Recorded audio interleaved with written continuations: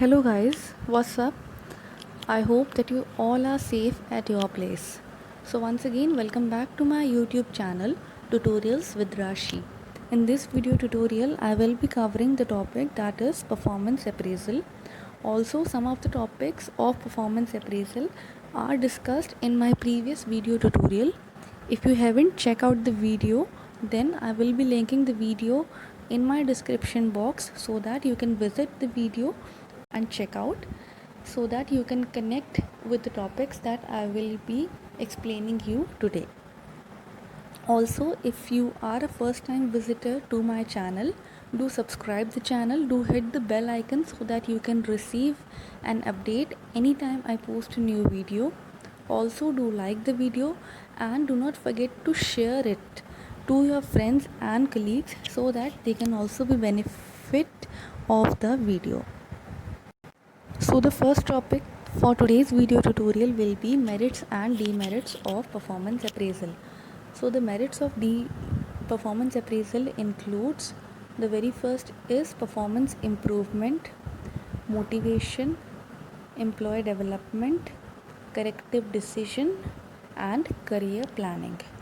The demerits of performance appraisal includes negative experience, possibility of errors, time consuming, can be subjective and also false result. Now the next topic is methods of performance appraisal. Methods of performance appraisal में आपकी majorly दो methods आते हैं, traditional methods और modern methods. Traditional methods और modern methods के अंदर बहुत सारे मेथड्स हैं जिसके थ्रू परफॉर्मेंस अप्रेजल किया जा सकता है. I will be trying to explain you major of the methods so that you can understand them. Now traditional methods में आपके आते हैं like essay method, ranking method, grading method, checklist method, critical incident. बहुत सारे methods हैं जो traditional में आते हैं. सेम पे बहुत सारे मेथड्स हैं जो आपके मॉडर्न में आते हैं like BARS, MBO, HRA, assessment centre, 360 degree appraisal. So अब हम पहले ट्रेडिशनल मेथड्स को कवर कर लेते हैं. ट्रेडिशनल मेथड में आपका सबसे पहला आता है रैंकिंग मेथड. रैंकिंग मेथड सबसे ओल्डेस्ट और सिंपलेस्ट मेथड है परफॉर्मेंस अप्रेजल का. यहाँ पे एम्प्लॉयज़ की परफॉर्मेंस को बाकी दूसरे एम्प्लॉयज़ के साथ कंपेयर किया जाता है for the purpose of placing their order of worth. ये इसलिए किया जाता है ताकि हम किसी भी एम्प्लॉय की वर्थ को जान सकें एंड देन उसके बाद हम एम्प्लॉयज़ को रैंक कर देते हैं either from highest to lowest या फिर बेस्ट से वर्स्ट में. Now the next method is essay method. Under this method जो रेटर होता है वो एम्प्लॉयज़ की परफॉर्मेंस के लिए एक नरेटिव डिस्क्रिप्शन लिखता है.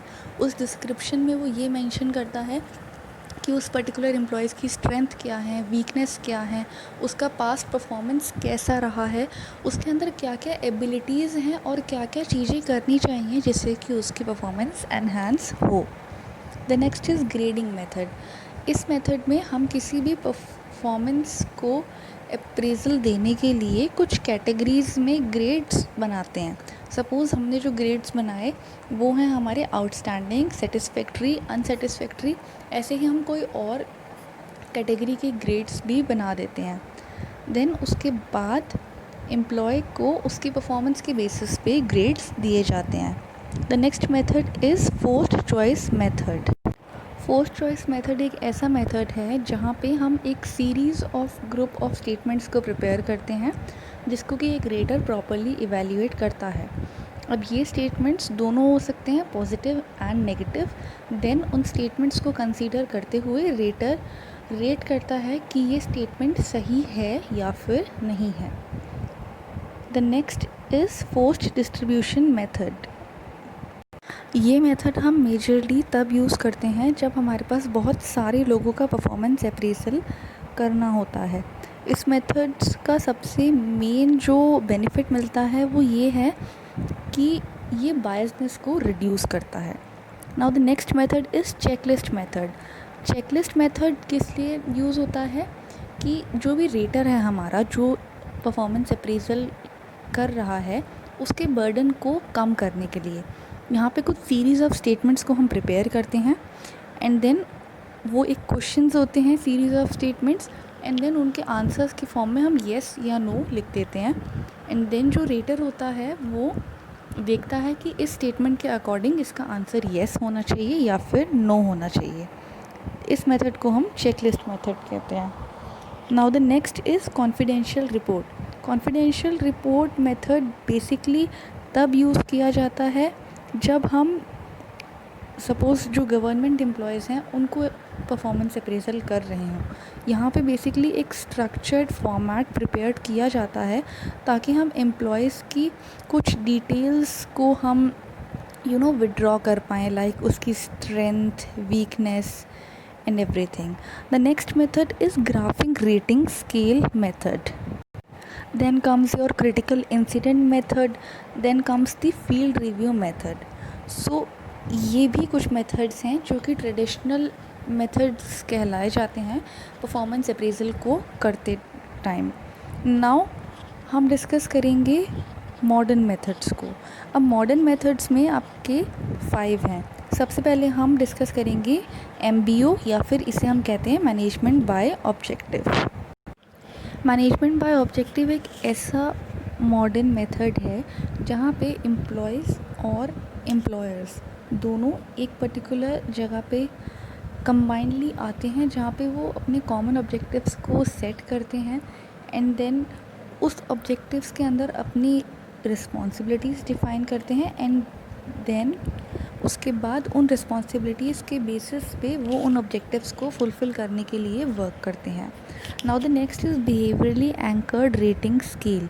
क्योंकि जब हम ट्रेडिशनल मेथड्स को यूज़ कर रहे थे तो बहुत सारी प्रॉब्लम्स आ रही थी या फिर वो मेथड्स कहीं ना कहीं इनफेक्टिव थे, तो उन प्रॉब्लम्स को इरेज करने के लिए एक नया मेथड इंट्रोड्यूस किया गया जो कि है behaviourally anchored rating scale.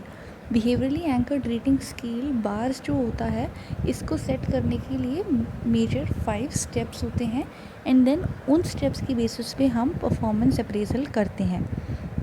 Now the next is 360 degree appraisal. जब भी हम 360 डिग्री के बारे में बात करते हैं तो हम चारों साइड्स को कवर कर लेते हैं। तो 360 डिग्री परफॉर्मेंस अप्रेजल एक ऐसा मेथड है जहाँ पे हम किसी भी एम्प्लॉय का परफॉर्मेंस अप्रेजल करने के लिए चारों एस्पेक्ट्स को कंसीडर करते हैं, उसके सुपीरियर्स, उसके सुपरवाइज़र्स, उसके एम्प्लॉयज़, उसके कलीग्स, इन चारों को हम कंसीडर करते हैं एंड देन हम उसका अप्रेजल करते हैं। The next is assessment centre. Assessment centre एक ऐसा मेथड है परफॉर्मेंस अप्रेजल का जहाँ पे हम एम्प्लॉयर्स की परफॉर्मेंस को इवैल्यूएट करते हैं। उन्हें कौन इवैल्यूएट करता है? एक्सपर्ट्स या फिर जो HRs होते हैं वो इवैल्यूएट करते हैं। The next is human resource accounting.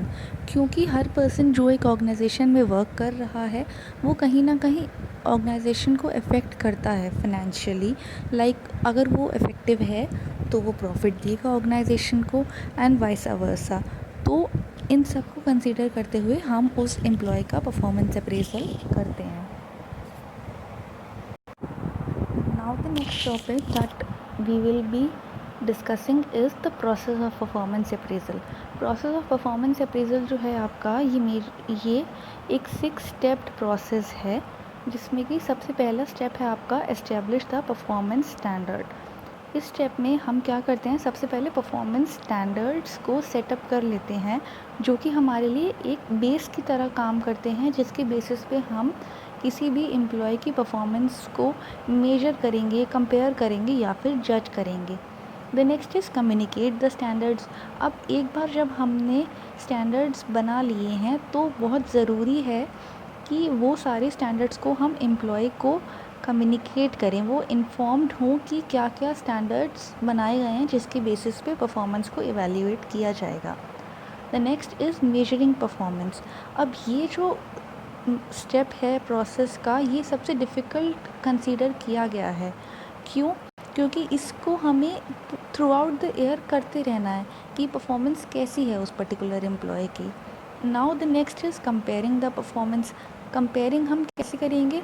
Comparing actual performance with the desired performance. The next is discuss the appraisal. इस स्टेप में हम क्या करते हैं, एक बार जब हमने परफॉर्मेंस कंपेयर कर ली, जब हमने पहले मेजर करी परफॉर्मेंस को, फिर हमने कंपेयर करा एक्चुअल के साथ और प्लान्ड के साथ, अब हम क्या करेंगे, अप्रेजल को डिस्कस करेंगे विद द एम्प्लॉय कि आपकी जो परफॉर्मेंस है उसमें सपोज़ ये डेविएशन है तो ये क्यों है। ये 1-on-1 बेसिस पे एम्प्लॉय के साथ की जाती है। प्लस इसमें हम ये भी ध्यान रखते हैं कि कम्युनिकेशन एंड लिसनिंग दोनों चीज़ें होंगी, एक बोल रहा है तो दूसरा सुने। एंड हमें अप्रेज़ल को डिस्कस करते वक्त ये चीज़ बहुत ध्यान रखनी है कि हम उसको एक पॉजिटिव वे से डिस्कस करें ताकि एम्प्लॉयज़ जो हैं वो ऑफेंडेड ना फील हों। The next is take corrective action. एक बार जब हमने परफॉर्मेंस को कंपेयर कर लिया, उसको हमने अप्रेज़ल को डिस्कस कर दिया, तो जो लास्ट आपका स्टेप आता है वो ये है कि हम उसके बेसिस पे आप करेक्टिव एक्शन लें कि ये जो डेविएशन आया था इसको हम किस तरीके से इम्प्रूव करेंगे, इसके लिए क्या एक्शंस लेने नेसेसरी हैं। So this were all for the topic performance appraisal. Till then, stay tuned, stay safe, keep learning, and meet you in my next video tutorial. Thank you.